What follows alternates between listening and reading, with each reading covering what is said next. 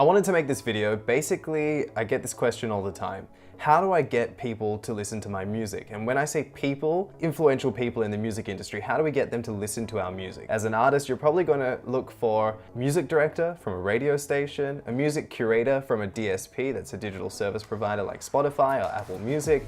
You're also going to look for writers from music blogs, and there's a few other people as well. One of them is YouTubers. They're very, very influential in music discovery, especially throughout vlogs and travel videos and the like. I'll tell you more about that probably another time. We want to focus on these things first, basically music directors, music curators, music editors, and music bloggers. First of all, before you even release your music, you probably want to start networking in the music industry. So how does networking work? Well, basically, it's like the normal fundamentals of networking. You need to go out and meet people, you need to know who to service your music to or who to send your music to. And networking isn't just, hey, here's my business card, I'll see you later when I need something from you. Networking is about building relationships, building friendships, building partnerships. It's really, really important that you learn how to network and network really, really well. Sometimes people are blessed to have public relations people or PR people or artist managers and whatnot. If you're doing it by yourself, it's really on your shoulders and you need to learn how to network really, really well. One of them is just connecting via email and saying, hello, how are you? Heard your playlist the other day, I thought it was awesome, or I love this music promotion that you guys did last week. Or even to music writers, you can also send them an email and say, you know what, I love that article that you did about this artist last week. No strings attached, nothing to it, just send them a nice email, say hello, introduce yourself, reintroduce yourself. You'll need to identify who those people are. What are their names? What are their email addresses? Phone numbers also as well. Knowing who to send it to is really, really important. You can always just send your music to the receptionist or to somebody who you know who works at the company, but you need to make a connection with the person who actually makes the decision. Find out who that person is, send your stuff directly to them so you don't get any mixed messages, you don't get any lost items in the mailbox, so to speak. That's a really, really crucial part. You're probably thinking, what's the point in this? I don't want to be friends with these people or anything like that. You don't need to be friends with them. Basically, what you want to do is remain top of mind. So, for example, if there's a lull week, if there's no stories about any artists, somebody can go, hey, I remember when this interesting person sent me, and I remember I met this interesting person at a gig the other day and they said they made music as well and it kind of was something out of the ordinary. Maybe I'll write about that. What you need to do is make yourself top of mind, and that's one really, really easy way to do it. There's lots of other ways to do it as well, but this is just one very simple, free way. All it's going to do is cost you your time.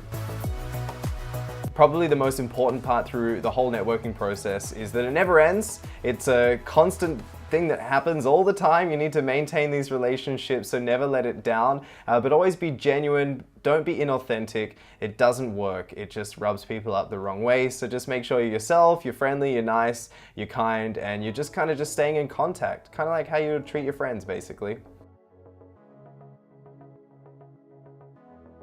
Servicing your music. There is a few ways you can service your music. Probably the best way to do it is via email.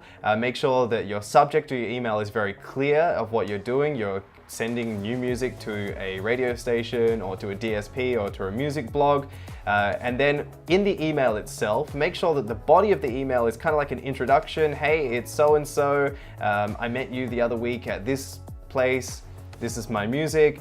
Or, you know, hey, you guys play similar sound to what I'm making here, maybe you want to play this, or just check out my music, or I just love some feedback, whatever it is. Just put that in the body of the email. Attach a bio about yourself. So if, for example, you haven't really met the person before, or it's the first time that you're introducing yourself, there's a bit of background information about who you are. It always just adds a bit of context, which is something that everybody is looking for, right? When we meet somebody the first time, we don't have the whole life story, but it's nice to be able to go back through and read it.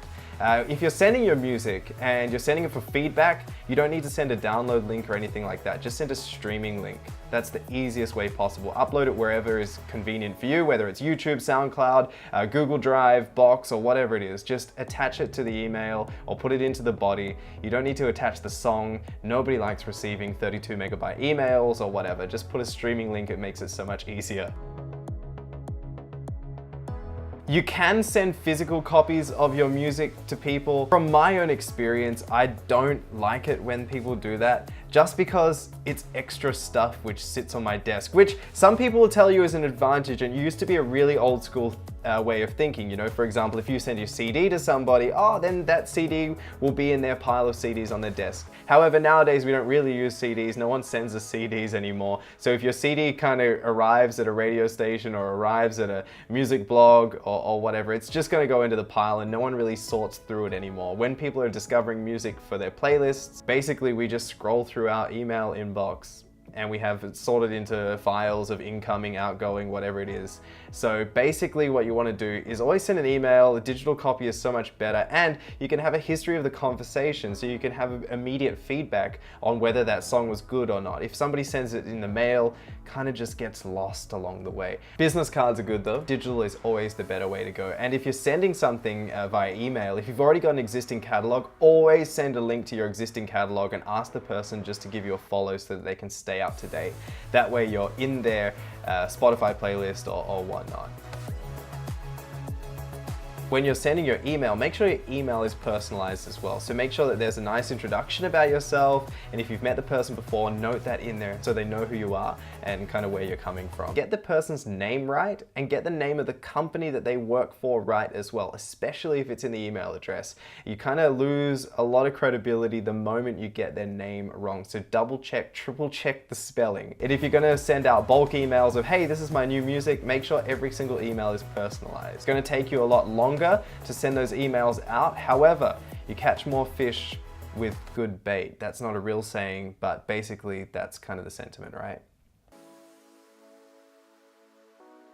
If you're new to the industry or you're new to the market, you want to really introduce yourself, and there's no better way than to do that personally. So send that first introductory email, send the music out. Also end with an invitation for you to be able to come into the studio to perform. And I don't mean on air. Sometimes people always send emails like, oh, I want a video of me performing, or I want to come and perform on air for you guys. Sometimes you need to be able to walk before you can run, or even crawl before you can walk.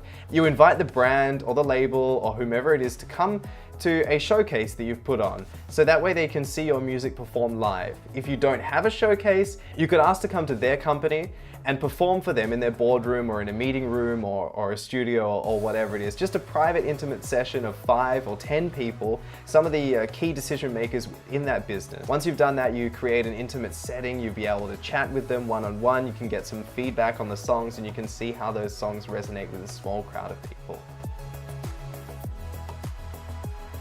Here is a question that I get all the time. I've done all those things that you've said. Why hasn't anyone responded? Well, the first thing is maybe when you sent the initial email, the person was on holidays. Maybe you got their email address wrong. Did you double check their name? Did you double check the brand's name? Did you attach everything on there? What you have to remember is that these people are really, really busy people. They're getting hundreds and hundreds of songs every single week. So you need to make sure that you stand out, and you can stand out in a few different ways. You can be like Lady Gaga meet dress standout, or you could just be a genuinely nice, humble person wanting some feedback of their song or wanting their song played. Whatever it is, you need to make sure that you're always following up with every email that you've sent. If you've sent one email and you haven't heard back in 3 days or 4 days, send another email. Just say, hey, just want to make sure you got my email. What do you think of my song? You don't need to be like, I want this song to be #1 on the charts and whatever. No, you're just looking for a bit of airplay or a bit of feedback even to help you on your journey as a musician. Don't think that it's rude to send follow-up emails. It really, really isn't. And make sure that every email you send is personalized. I can't stress this enough. It's really bad. Imagine if you were getting birthday cards and they all said, to person, happy birthday from John. I want something from you. You would start to go, oh god, this isn't very nice. So make sure you always make sure everything's personalized. I can't stress that enough. There's a few other ways. One last thing, if you've tried all of these things, try them again and then try them again. Never discredit the first time you try something, just keep doing it a few times and see if there's a result in it. There definitely will be, I guarantee you there will be. That's just a couple of tips on how to get people to listen to your music. If it's helped you, let me know in the comments below. If you think it could help a friend of yours, send it to them. If you think it's absolutely rubbish, let me know as well, and I'll stop making anything to do with these. But yeah, thanks so much for watching, and if you want some more tips, let me know below, okay? Make sure you like the video and all those things, share it with your friends, and bye!